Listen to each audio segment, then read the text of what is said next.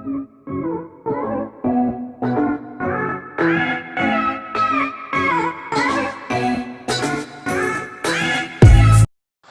आगे देखिए, इसमें है नेक्स्ट, आप लोग हेडिंग डाल दीजिए।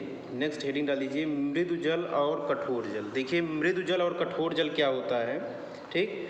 तो सबसे पहले आप उसमें हेडिंग डाल दीजिए मृदु जल।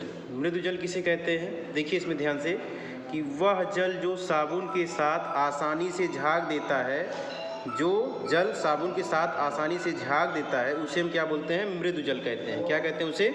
मृदु जल कहते हैं। एग्जाम्पल में देखिए, जैसे यहाँ पे क्या है, वर्षा का जल, ठीक। तो वर्षा का जल क्या होता है? मृदु जल होता है। आंसू जल जो होता है वो क्या होता है? ये भी मृदु जल होता है, ठीक। यानी कि जो जल, वह जल होगा जो साबुन के साथ क्या होगा, आसानी से झाग देगा। यानी आप क्या करते हो, उसको जब उसमें साबुन को घोलते हो तो झाग आसानी से झाग दे देगा, तो उसको क्या बोला जाएगा? मृदु जल बोला जाता है, ठीक। एग्जाम्पल भी आपको बता दिएगा, वर्षा का जल और क्या है, आसूत जल, ये सभी क्या है? मृदु जल के एग्जाम्पल्स हैं। फिर देखिए नेक्स्ट आगे देखिए है कठोर जल। क्या है? नेक्स्ट हेडिंग है कठोर जल। कठोर जल क्या होता है? ध्यान दीजिए, वह जल जो साबुन के साथ आसानी से झाग नहीं देता है, ठीक। वह जल जो साबुन के साथ आसानी से झाग नहीं देता है उसे हम कठोर जल कहते हैं। क्या कहते हैं? उसे हम कठोर जल कहते हैं। एग्जाम्पल इसमें देख लीजिए, एग्जाम्पल है समुद्री जल। समुद्री जल क्या होता है? एक कठोर जल होता है। नदियों का जल, जो नदियों का जल होता है वो भी क्या होता है? कठोर जल होता है, ठीक। अब देखिए इसका जो कारण होता है कि मृदु और कठोर होने का जो कारण होता है, तो देखिए इसका जो कारण है, कठोर जल का जो कारण है वो देखिए इसमें ध्यान दीजिए। कारण इसका कि जल की कठोरता, उसमें उपस्थित कैल्शियम और मैग्नीशियम के बाइकार्बोनेटों, ठीक। जो जल की कठोरता होती है उसमें उपस्थित कैल्शियम और मैग्नीशियम के बाइकार्बोनेटों, क्लोराइडों व सल्फेटों, ठीक, यानी सल्फेट लवणों के कारण क्या होती है? ये होती है, ठीक। जो कठोर जल होंगे उसमें उपस्थित कैल्शियम या मैग्नीशियम के बाइकार्बोनेटों, क्लोराइडों व सल्फेट के लवणों के कारण क्या होती है? वो कठोर होती है। फिर आगे देखिए कि कठोर जल जो होता है ये साबुन के साथ शीघ्रता से उत्पन्न झाग, मतलब कि झाग उत्पन्न नहीं करता है। जो कठोर जल होता है ये जल के साथ, ठीक है, यानी कठोर जल के साथ जो साबुन का होता है ये शीघ्रता से झाग उत्पन्न नहीं करता है। क्यों?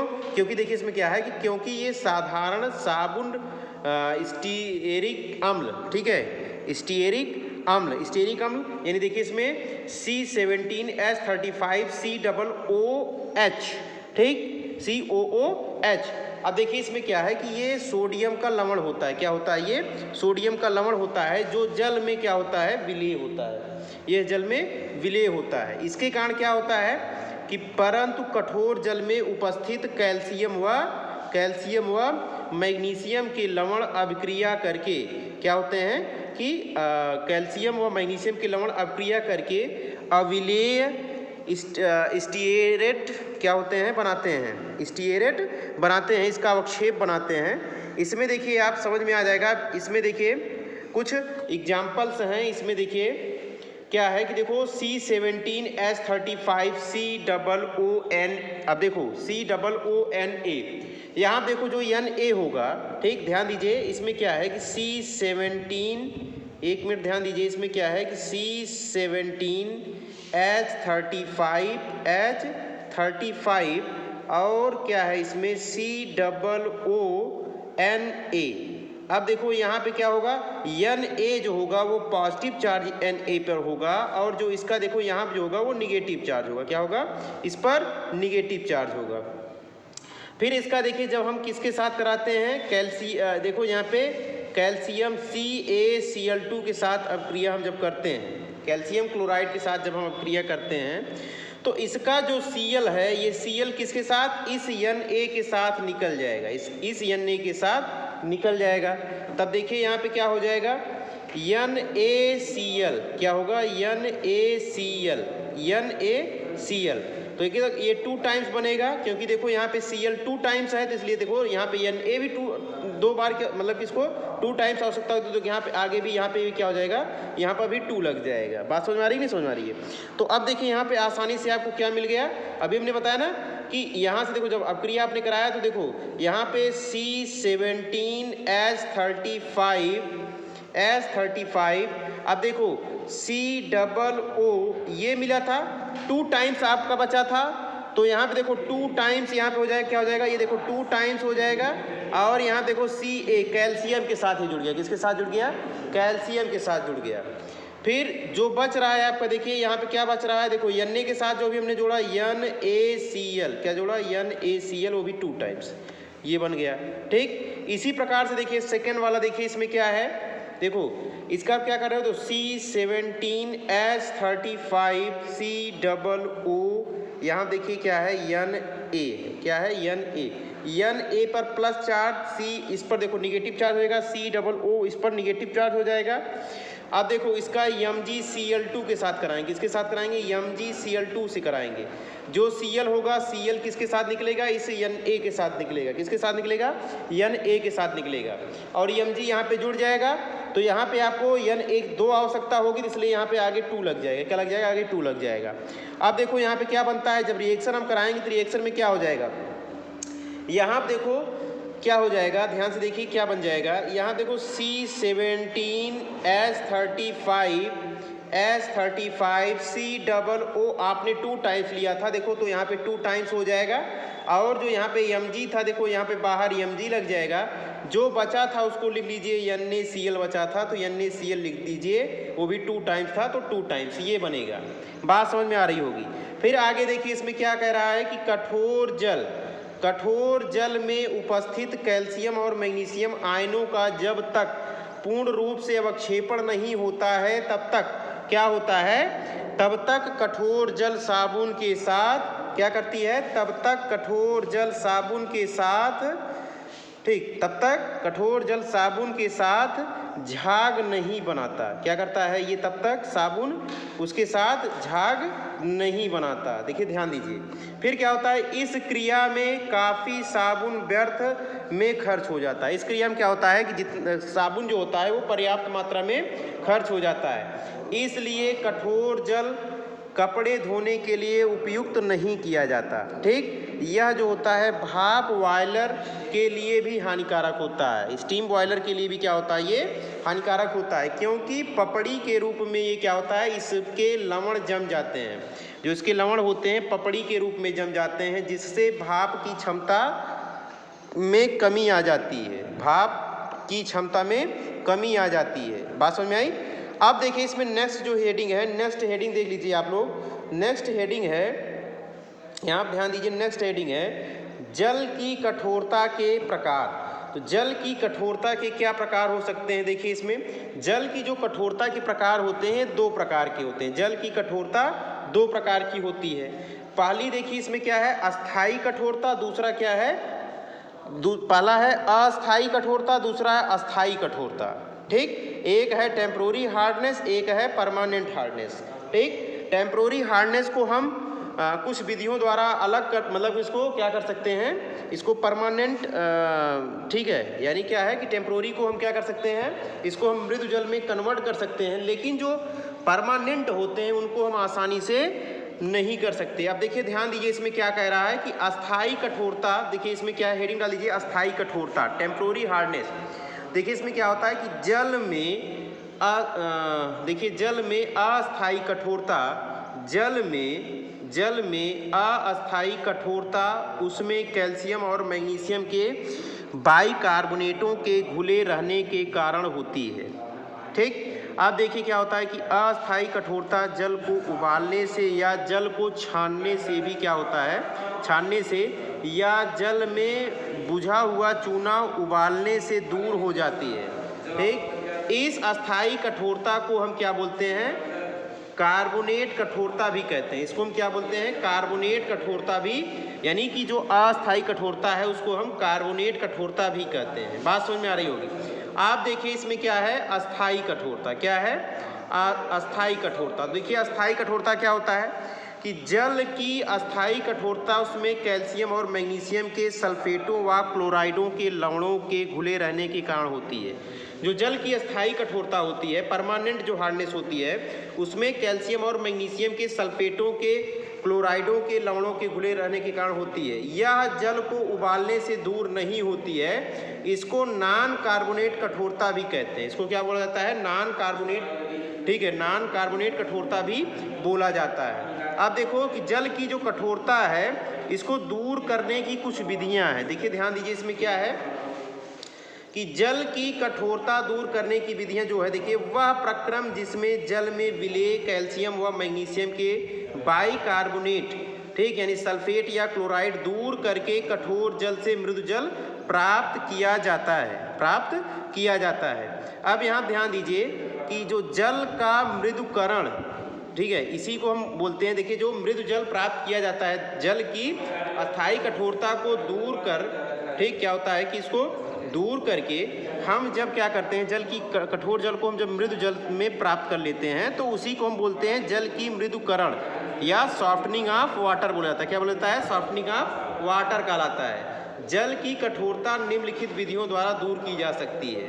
इसमें ध्यान दीजिए किस किस विधियों द्वारा दूर की जा सकती है। तो देखिए सबसे पहला है, इसमें पहला देखिए अस्थायी कठोर जल के लिए, अस्थायी कठोर जल के लिए देखिए इसमें आगे ध्यान दीजिए, यह कठोरता जल में विलेय कैल्शियम और मैग्नीशियम के बाइकार्बोनेटों के कारण होती है। जो अस्थायी कठोरता होती है ये क्या होती है? कैल्शियम और मैग्नीशियम के बाइकार्बोनेटों के कारण होती है, जिनको निम्नलिखित विधियों द्वारा दूर किया जा सकता है। फर्स्ट इसमें देखिए क्या है, उबाल कर।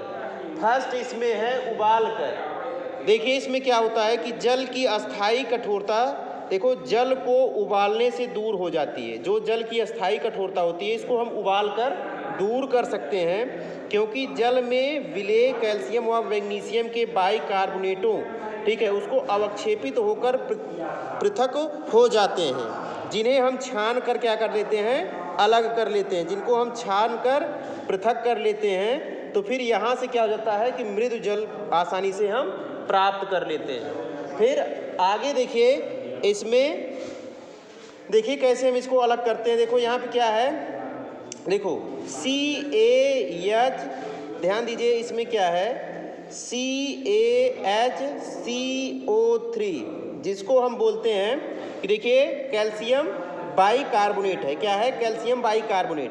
कैल्शियम बाइकार्बोनेट को जब हम गर्म करेंगे, इसको हम जब गर्म करेंगे तो देखियो ध्यान से, तो यहाँ से आपको क्या मिल जाएगा? CaCO3, कैल्शियम कार्बोनेट मिल गया, और क्या मिलेगा? यहाँ देखो वाटर अलग हो जाएगा। क्या हो जाएगा? वाटर अलग हो जाएगा, और यहीं से कार्बन डाइऑक्साइड भी अलग हो जाती है। तो यहाँ से देखो आपको वाटर आसानी से मिल गया। क्या हो गया? वाटर आसानी से मिल गया। फिर आगे नेक्स्ट देखिए, इसमें मैग्नीशियम बाइकार्बोनेट है। क्या है? मैग्नीशियम बाइकार्बोनेट MgHCO3 का देखो यहाँ पे क्या हो जाएगा? इसका ट्वाइस हो जाएगा, ठीक। इसको जब हम गर्म करते हैं तो देखिए ध्यान दीजिए क्या हो जाएगा? MgCO3, देखो क्या प्राप्त हो जाएगा? MgCO3 यहाँ से अलग हो जाएगा, ठीक। फिर क्या हो जाएगा? देखो इस आपको आसानी से वाटर मिल जाएगा, H2O, देखो यहाँ से वाटर भी मिल गया आपको। और क्या प्राप्त हो जाएगा? देखो यहाँ पे क्या प्राप्त हो गया आपको? CO2 भी प्राप्त हो गया। क्या प्राप्त हो गया? CO2 भी आसानी से प्राप्त हो गया, यानी कार्बन डाइऑक्साइड। फिर देखिए सेकेंड जो आपका विधि है, सेकेंड विधि ध्यान दीजिए, इसमें क्या है? क्लार्क विधि। सेकेंड विधि है क्लार्क विधि द्वारा। देखिए सेकेंड विधि क्लार्क विधि, इस विधि का उपयोग व्यापारिक रूप से किया जाता है। इस विधि में कठोर जल के साथ बुझे चूने को परिकलित मात्रा में मिलाते हैं। क्या करते हैं? इसको बुझे चूने की परिकलित मात्रा में मिलाते हैं, जिससे कठोर जल में उपस्थित कैल्शियम व मैग्नीशियम के बाइकार्बोनेटों उनके कार्बोनेट में अवक्षेपित होकर पृथक हो जाते हैं, जिन्हें हम छान कर अलग कर लेते हैं। क्या करते हैं? इन्हें छान कर अलग कर लेते हैं। ध्यान दीजिए इसमें क्या है कि कैल्शियम देखो ऑक्साइड है, CaO है। क्या है? CaO है। इसको देखो इसमें वाटर हमने मिलाया है, देखो कैल्शियम ऑक्साइड कैसा होगा? ये सॉलिड स्टेट में होगा। क्या होगा? सॉलिड स्टेट में होगा। अब देखिए यहाँ से आप आसानी से अलग कर सकते हो। जो वाटर होता है आप जानते हो H+OH- के रूप में टूटता है। क्या होता है? H+OH- के रूप में यहाँ पे टूटता है। अब देखो आसानी से यहाँ से अलग हो जाएगा। देखो ध्यान से कि यहाँ पे जो H है इसको चाहिए ऑक्सीजन, देखो यहाँ से ऑक्सीजन ये मिल जाएगा। देखो अब क्या हो जाएगा? कैल्शियम के साथ जो आपका बनेगा वो क्या बन जाएगा? CaOH ट्वाइस, यानी बुझा हुआ चूना प्राप्त हो गया। इसी प्रकार से देखिए इसमें नेक्स्ट वाले में देखिए कैल्शियम बाइकार्बोनेट CaHCO3, यहाँ पे इसका ट्वाइस हो जाएगा। क्या हो जाएगा? इसका ट्वाइस हो जाएगा। फिर देखिए इसमें आप मिला दोगे, क्या मिला दोगे? CaOH ट्वाइस यानी कैल्शियम हाइड्रोक्साइड मिला दिए। आप देखो इसका जो रिएक्शन जब हम कराएंगे तो रिएक्शन में क्या बनेगा, ध्यान दीजिए। इसका रिएक्शन जब हम कराएंगे, इसका जब रिएक्शन कराएंगे तो यहाँ से देखो आसानी से CaCO3 देखो बन जाएगा, और यहीं से आपको क्या मिल जाएगा? वाटर। क्या मिल जाएगा? वाटर मिल जाएगा। बात समझ में आ गई? कैल्शियम कार्बोनेट और वाटर यहाँ से मिल गया। थर्ड वाला देखिए इसमें क्या है? थर्ड वाला देखिए इसमें MgHCO3 यानी मैग्नीशियम बाइकार्बोनेट है। इसका देखो यहाँ पे ट्वाइस है। इसका जब हम क्रिया करा रहे हैं देखिए यहाँ पे किसके साथ? कैल्शियम हाइड्रोक्साइड के साथ। किसके साथ करा रहे हैं? कैल्शियम हाइड्रोक्साइड के साथ करा रहे हैं। ध्यान दीजिए इसका ट्वाइस हो गया। अब क्या होगा? इसमें भी इसी प्रकार सेम अब क्रिया होगी। देखिए ध्यान से, तो क्या हो जाएगा? ध्यान से देखिए इसमें क्या होगा कि CaCO3 कैसे मिला आपका? देखिए यहाँ पे जो ठीक है क्या था? Ca था, ये Ca, और यहाँ देखिए जो CO3 था ये मिल गया आसानी से, ठीक। CaCO3, और जो बचा आपका क्या बचा? MgCO3, ये निकल जाएगा, और क्या प्राप्त हो जाएगा? और यहाँ से वाटर मिल जाएगा, H2O मिल जाएगा। अगर वीडियो आपको पसंद आई हो तो वीडियो को लाइक कीजिए, सब्सक्राइब कीजिए और बेल आइकन पर प्रेस कीजिए ताकि हमारा नोटिफिकेशन आपके मोबाइल में पहुंचता रहे। धन्यवाद।